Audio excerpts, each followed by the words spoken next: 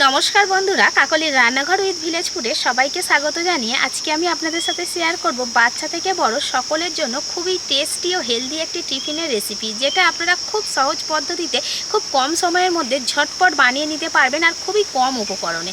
তো আজকের রেসিপিটা আপনারা প্লিজ প্রথম থেকে শেষ পর্যন্ত দেখতে থাকুন, আশা করছি খুবই ভালো লাগবে।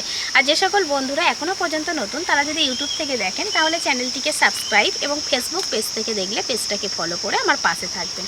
তাহলে এখন রান্নাঘরে চলে যাবো আর আজকে রেসিপিটা শুরু করে ফেলবো। আজকে রেসিপিটা বানানোর জন্য প্রথমেই দেখুন আমি কি নিয়েছি এখানে দুটো ডিম আর নিয়েছি লবণ আর চিনি।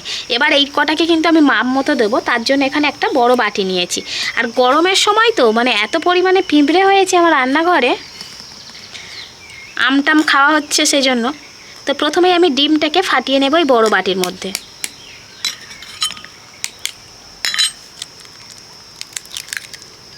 আমি এখানে দুটো ডিম নিচ্ছি, আপনাদের পরিমাণ মতো আপনারা ডিমের পরিমাণ কমিয়ে বাড়িয়ে নিতে পারেন। একটা ডিম দিয়েও করে নিতে পারবেন, আবার দুটোর বেশি 3-4টে ডিম দিয়েও করে নিতে পারবেন। এবার আমি ডিমের মধ্যে দিয়ে দেব খুব অল্প করে লবণ, স্বাদ মতো দিয়ে দেব লবণ। আর দেবো এই দুটো ডিমের জন্য 4 চামচ দিয়ে দেব চিনি। চিনিটা যদি আপনারা একটু বেশি পছন্দ করেন সেক্ষেত্রে আর একটু বাড়িয়ে দেবেন, আরও 1 চামচ। আর যদি কম পছন্দ করেন তাহলে কিন্তু 4 চামচের থেকে একটু কম দেবেন। তো 4 চামচ দিলে কী হবে, একদম ঠিকঠাক মাপের হবে। তো এবার আমি এই চিনি আর এই যে ডিম আর লবণ এগুলোকে একসাথে খুব সুন্দর করে মিশিয়ে নেব।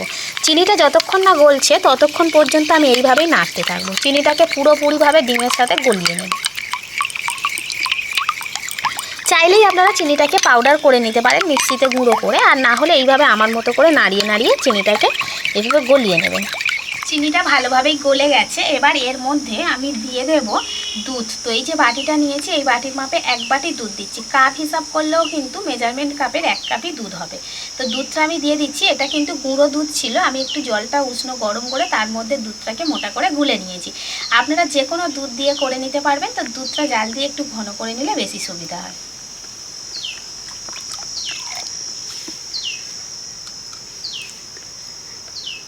পুরো দুধটাই কিন্তু আমি এই ডিমের মিশ্রণের মধ্যে দিয়ে দেব।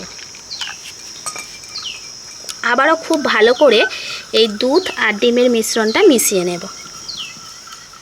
এবার আমি কয়েকটা ব্রেড নিয়েছি। তো ব্রেডগুলোকে এবার আমি একদম সাইজ করে কেটে নেব। তো এই যে চারি সাইডের যে ব্রাউন কালারটা রয়েছে এটাকে আমি কেটে দেব। তো এটা নিলেও হবে, কোনো অসুবিধা নেই। তবে কি হবে, কাটতে যেমন অসুবিধা হবে, সুন্দর একটা শেপ আসবে না, ঠিক তেমনই কিন্তু দেখতেও ভালো লাগবে না, যেহেতু এটা ব্রাউন কালার। তো এগুলো দিয়ে কিন্তু আপনারা ব্রেড ক্রাম্বস তৈরি করে নিতে পারবেন। শুকনো কড়াই ভেজে তারপরে গুঁড়ো করে নেবেন।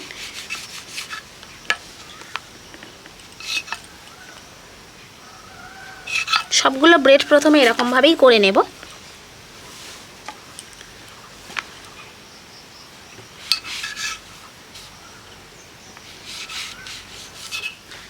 এবার আমি ব্রেডটাকে 4টে ভাগে ভাগ করে নেব। ঠিক মাঝখান বরাবর এইভাবে প্রথমে 2টো ভাগে কেটে নেব। তো সাইজটা এবং ডিজাইনটা আপনারা যার যেমন খুশি করতে পারেন। এইভাবে বড় বড় দুটোও করতে পারেন, আবার এইভাবে 4 পিসও করে নিতে পারেন। তো আমি একটু ছোট ছোট করেই নিচ্ছি, যার জন্য আরও মাঝখান থেকে 2টো ভাগে ভাগ করে নিলাম। তো এক একটার মধ্যে এরকম 2টো করে থাকবে একসাথে।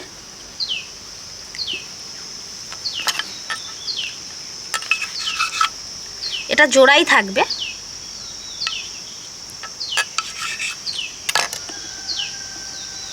কিছু রেডি করে নিয়ে উনান জ্বেলে নিয়েছে, আর এদিকে একটা তাওয়া বসিয়ে দিয়েছে। আর উনানের আঁচটা একদমই কিন্তু লো আঁচে জ্বলবে, খুবই কম তাপে জাস্ট তাওয়াটা গরম হয়ে যাবে।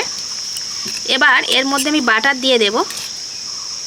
একটু বাটার আমি আগেও দিয়েছিলাম, তো আবারও একটু বাটার দিয়ে দিচ্ছি। ঠিক এই পর্যায়ে বাটারটা যখন গলে যাবে, এদিক থেকে দেখুন, যেহেতু আমার উনানের আঁচ তো সেজন্য একটু বেশি তাপ উঠছে। গ্যাসে হলে কিন্তু এতটা হতো না, একটু কমিয়ে দেওয়া যাবে। তো প্রথমে আমি ব্রেডগুলোকে তাওয়াতে দিয়ে দিই, তারপর আবার উনানে বসাবো। এবার এদিকে যে দুধ আর ডিমের যে মিশ্রণটা রেডি করে রেখেছিলাম তার মধ্যে একটা করে ব্রেড আমি এইভাবে ডুবিয়ে দেব। দুটো সাইড খুব সুন্দর করে ভিজিয়ে নেব এই মিশ্রণটার মধ্যে। নেওয়ার পরে এখান থেকে তুলে নিয়ে আমি সরাসরি একেবারে তাওয়াতে দিয়ে দেব। আর একসাথে কিন্তু অনেকগুলো ভেজে নেওয়া যাবে, কোনো অসুবিধা নেই। ভালো করে এটাকে ডুবিয়ে নিতে হবে এই মিশ্রণটার মধ্যে। যাতে সমানভাবে বসে থাকে সেই দিকটাও লক্ষ্য রাখতে হবে।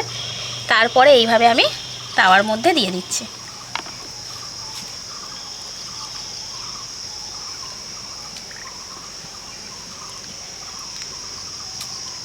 তো আপনাদের যেমনভাবে সুবিধা ঠিক সেই রকমভাবে কিন্তু করে নেবেন। যদি গ্যাসে করেন কোনো অসুবিধা হবে না আশা করছি। উনানে হলে একটু তাপটা মানে কম বেশি হয়, তখন একটু অসুবিধা হয়ে যায়। তো এবার আমি আস্তে আস্তে করে এগুলোকে উল্টে দেব। এই দেখুন হালকা যে রঙটা চলে এসছে, এই রঙটাই থাকবে, ভালো লাগবে। তো এইভাবে সব কটা উল্টিয়ে সব পিঠ ভালোভাবে ভেজে নেব।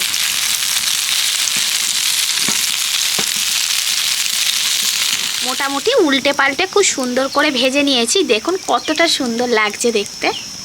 তো এইভাবে কিন্তু প্রত্যেকটায় ভেজে ভেজে আমি তুলে নেব। আর সুন্দরভাবে কিন্তু জুড়ে গেছে, এই দেখুন বোঝা যাচ্ছে না যে এটা ডবল ব্রেড রয়েছে।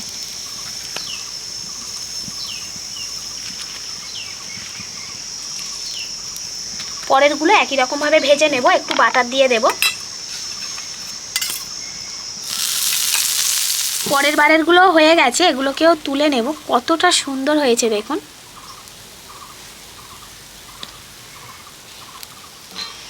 এগুলো কিন্তু ঠান্ডা হয়ে গেছে, তো পুরোপুরি ঠান্ডা করে নেবেন। তারপরে এগুলো এমনিও খাওয়া যাবে, তবে আমি একটু প্লেটে করে গুঁড়ো দুধ নিয়ে নিয়েছি। গুঁড়ো দুধের সাথে যদি মিশিয়ে নেওয়া যায় টেস্টটা আরও দ্বিগুণ পরিমাণে বেড়ে যাবে।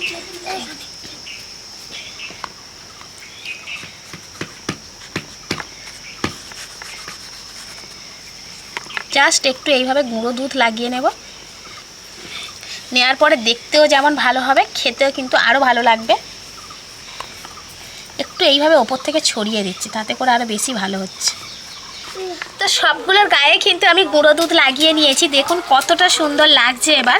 তো এগুলো যেমন সুন্দর দেখতে লাগে তেমন সুন্দর খেতেও হয়। কতটা সুন্দর লাগছে দেখুন। প্রত্যেকটা কিন্তু একই রকম হয়েছে। কেটেও আমি দেখাচ্ছি, দেখুন কতটা পারফেক্ট হয়েছে ভিতর থেকে। ভালো হয়েছে। ভালো হয়েছে। রিসিপ স্কুল থেকে চলে এসছে, কারণ ওদের এখন খুব সকাল সকাল স্কুল হচ্ছে। আমার ময়দা দিছো কেন? ময়দা না, ওটা তো গুঁড়ো দুধ, বুঝতে পারছো না? কতটা কম সময়ের মধ্যে আর কম উপকরণে ঝটপট এই রেসিপিটা বানিয়ে নিলাম, সেটা তো আপনারা দেখতে পেলেনই। এমনি থেকে কিন্তু টিফিন বানানোর জন্য আমাদের হাতে সময় কম থাকে। তো সকালবেলাতে আপনারা যদি বাচ্চাদেরকেও এই টিফিনটা দিয়ে দেন, তাহলে ওরাও যেমন খুশি হবে, তেমন কিন্তু আমরা বড়রাও কিন্তু খেতে পারবো। তো একসাথে অনেকগুলো বানিয়ে নেওয়া যাবে। তো আপনারা অবশ্যই করে বাড়িতে একবার হলেও এই রেসিপিটা ট্রাই করে দেখুন। দেখবেন আপনার বাড়ির বাচ্চা থেকে বড় প্রত্যেকেই খুশি হবে। আর আপনারাও কিন্তু অনেক কাজের সুবিধা হয়ে যাবে, কারণ কম সময়ে একটা ভালো কিছু যদি আপনি বানিয়ে নিতে পারেন। আর খেলে কিন্তু পেটটাও অনেকক্ষণ পর্যন্ত ভরা ভরা থাকে। তো বন্ধুরা, আজকের রেসিপিটা আপনাদের কেমন লাগলো সেটা অবশ্যই কমেন্ট করে জানাবেন। আর ভালো লাগলে লাইক, কমেন্ট, শেয়ার, সাবস্ক্রাইব এবং ফলো করে আমার পাশে থাকবেন। আর আমার নিত্য নতুন রেসিপিগুলো এইভাবেই দেখতে থাকবেন। তাহলে আজকের মতো এখানেই শেষ করছি। সবাই ভালো থাকবেন, সুস্থ থাকবেন। দেখা হবে পরের রেসিপি।